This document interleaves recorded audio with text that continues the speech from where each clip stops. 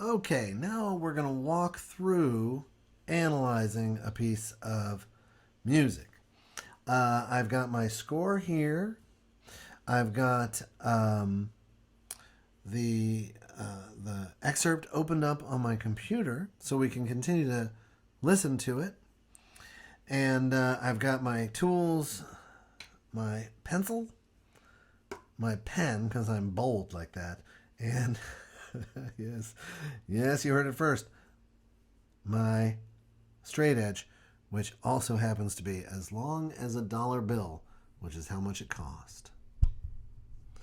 Okay, so let's start just by listening to it because this is music and we love it.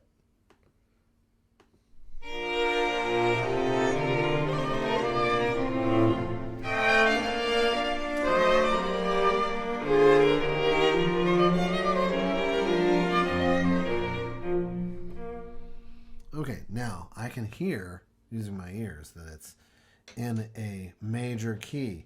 What key is it in? It's in the key of B flat right here. Okay, so what I'm going to do is I'm going to write B flat. I should actually write it a little bit further back. And then to keep things organized, I'm going to use my straight edge to very lightly. This is just because I kind of enjoy this. I used to do this all the time before the computers came. Me and a straight edge, and a cup of coffee, and a Snickers bar. Okay, I'll erase that later. Okay, so now I'm just going to plow along and identify these chords. The first chord here, well, I've got a B flat, a D, and an F. Notice that it's a alto clef, so F is the bottom line on the alto clef. So that's a 1 chord. And I'm going to, because I kind of messed up there, I'm going to put the 1 here, which works out fine because this is the root. Okay. If I were to put it here, it would be a 1-6-4 chord. All right, now I'm going to collect in my mind the notes here. We've got a C, an F, an E flat, and an A. Now, as a scratch tool, you might choose to write the letters that you find. F, A, C, and E flat. Right? For me, I know that pretty well, but I'm still going to put F7 at the top. If you choose to write the root and quality chords up top, that's great because it's going to connect your understanding of what the names of the chords are to how they function down below. Okay, so an F7 chord in second inversion, that is a 5, 4, 3. Okay, 5, 4, 3. Now, just to review, since we're reviewing, the 4, 3 is because right here, here's the F7 chord written out in close position.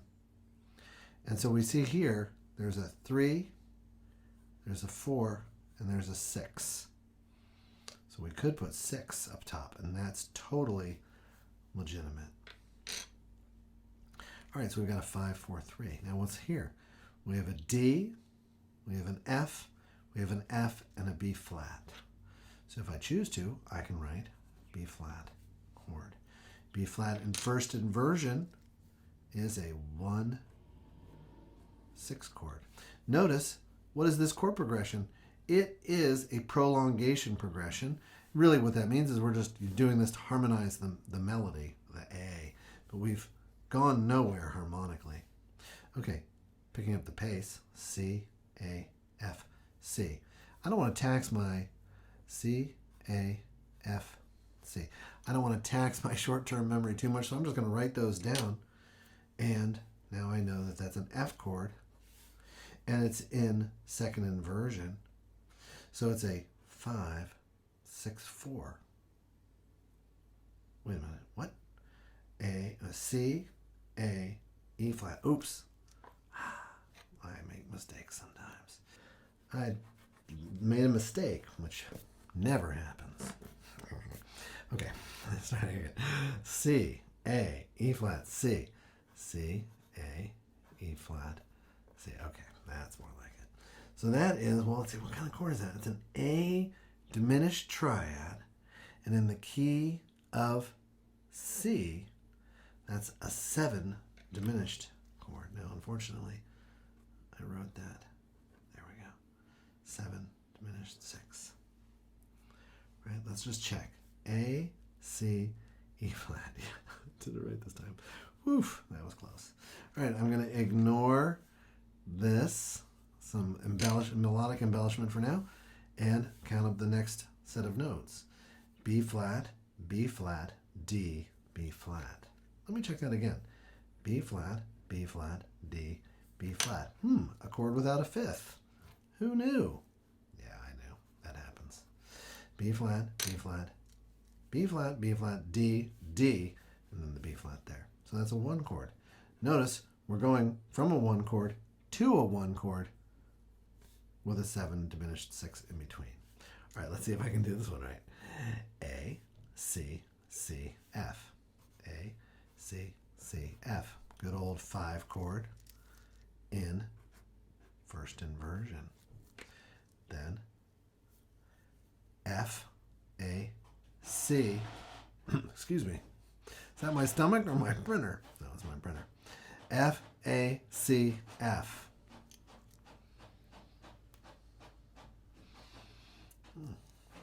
F, A, C, F. Okay, that's the 5 chord. Next chord. Oh, yes. Notice we've just changed positions. So Mozart has created a little melodic activity there in the lower parts by changing inversions or positions. Okay, A, C, E flat, G. Oh, A, C, E flat, G. Well, to my thinking, that is an A half diminished 7th chord. And so it is a 7 half diminished 7th chord. Okay, now B flat, D, D, F. It's a B flat chord. Again, I'm sort of getting back to my putting the root and quality up there.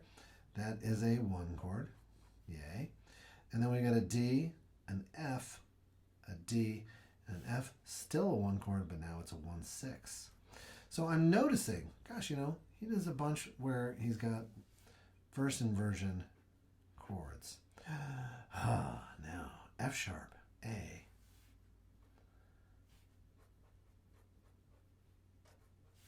C, E flat. Oh, a fully diminished 7th chord. Well, F sharp does not belong to the key of B flat. So what's it doing there? Well, I'm going to just look ahead and see what happens next. Because when I start to sense that there's a secondary dominant or an applied dominant, I'm going to look ahead, and that's going to give me some good information. G, B flat, D. Okay, so that's our G minor chord. Interesting, I think that's our first minor chord so far. Again, just noticing. So that's our 6th chord. Now I look back here, and what is this? It's a 7 diminished 7 of 6. And it goes straight to the 6th chord. 7 diminished 7 of 6, leading straight to the 6th chord. So that's a very straightforward secondary dominant. Okay, now B flat, D, B flat, D. B flat, D, B flat, D. Where is the 5th? It's nowhere, right? Just another 1 chord. Really? Yep, I guess so. All right, now D, F, A flat, C. Notice the A flat's got my attention.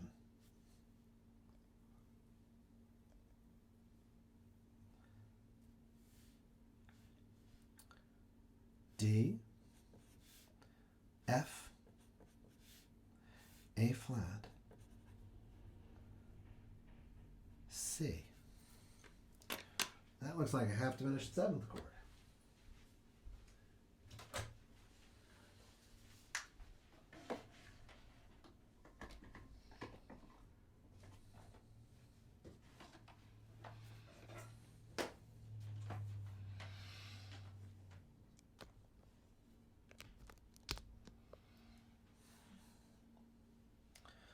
Okay. Okay. That looks like a half diminished seventh chord. D, F, A flat, C. Well, let's see where it goes, because I'm sensing when I see an out of key note, I detect a secondary dominant or a secondary chord or an applied chord. So let's see where it goes. E flat, B flat, G, B flat. It goes to an E flat chord, which is the 4 chord in the key of B flat. And it is the 7, half diminished 7 of 4, leading straight to 4. So sometimes these applied chords tell you that they're going to go somewhere, and then they go somewhere else. But right now, straightforward, going to the 4 chord. All right, what have we got next? F, D, F. F, D, F, with this held over B flat. Well, that is a 1 chord in first inversion. Second inversion, a 1, 6, 4 chord. Unusual to find a tonic chord in second inversion unless it's fulfilling one of the roles that it typically does. And in this case, it is a passing 6/4 chord. Okay, now what's this? F sharp, C, A, right? F sharp, C, A, and then E flat. We saw this just a second ago here. Does it go to the same place? It does. So now we have another 7, diminished 7 of 6 going to, but wait, G, G, there's the G, there's the E natural, stick that up somewhere else, a D flat,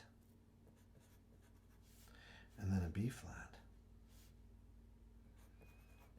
What a tangled web we weave. What is the root of this chord? Well, let's see. It needs to be in skip order. G, A, B. Whoops. G, A, B. So that's in the wrong order. I'll put it down here so you can see what I'm doing. I want to think about what is the root of this chord. And I'm going to re-jumble these numbers, or these letters. E. It's got to be an E, D, G, B, something. Right? I don't need... Whoops. I don't need the accidentals to figure out what the root is because the root obeys just the alphabet. So what is the lowest note in the alphabet for here? Well, E, D, could it be D? Let's see, from E to D, that's a step. So I'm going to think that it's E up to G, B, D. And now I'm going to check with my alphabet skills. E, F, G, G, A, B, B, C, D. Okay? So now I know that the root of this chord is an E. Now I look again at the accidentals, and I know that this is some kind of diminished seventh chord. E, G, B, D. So this is an E, fully diminished seventh chord in first inversion. Well, let's see what it is. So I wonder what the next chord is going to be, because again, I'm detecting an applied chord. It's applied to another chord. So here we go. Let's see. F here. F, F. So 2 Fs, a D, and then a B flat.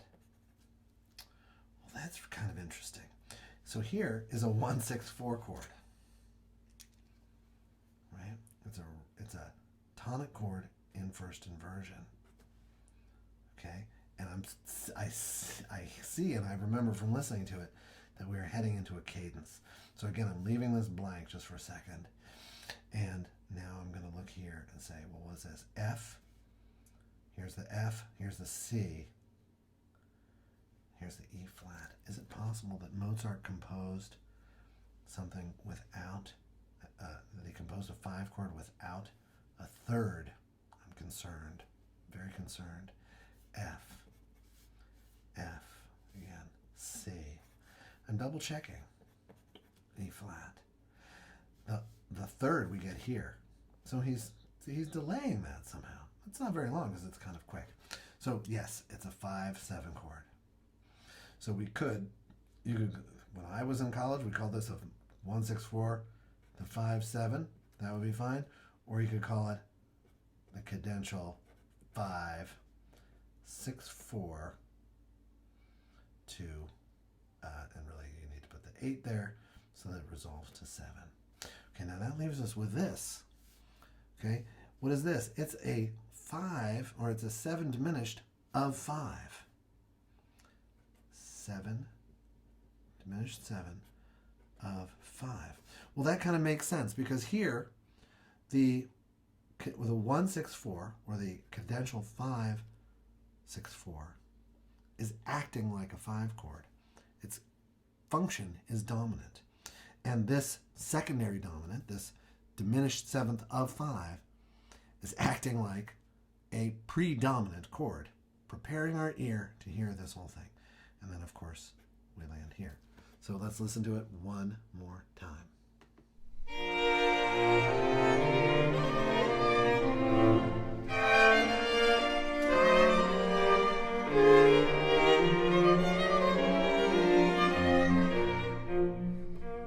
Okay, finally, I'm going to erase my little scratch,